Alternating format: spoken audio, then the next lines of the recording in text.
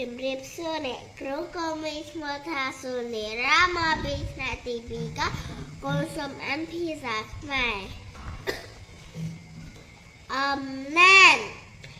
ពេលទេបងខ្ញុំបានពេលទេបងខ្ញុំបានជាប្រពៃណីរបស់ប្រជាជនខ្មែរដែលវារយៈពេល15ថ្ងៃចាប់ពីថ្ងៃ100ដល់ថ្ងៃ14រោចខែផុតបុត្រគេនាំគ្នាកាន់បានឬគេនាំគ្នាដាក់បានឬកាន់បាន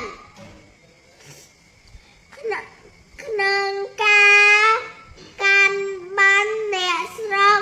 ចែកគ្នាជាក្រុមដាក់វេន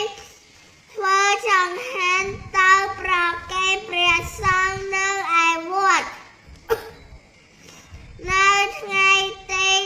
15រោចគេធ្វើពិធីបន់ជុំបិណ្ឌនៅវត្តពេលនោះមានមនុស្សច្រើនក៏មកជួយជុំគ្នាច្រើនជាងថ្ងៃកាន់បិណ្ឌ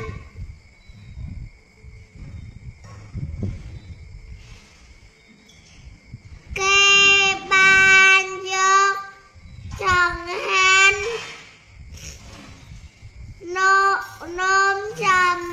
ណីផ្លែឈើតែស្ករនិងវត្ថុផ្សេងទៀតទៅប្រគេនព្រះសង្ឃនិងរាប់បាត្រដើម្បីបញ្ជូនកុសលដល់ញាតិដែលបានចែកឋានទៅប្រជាជនខ្មែរតែង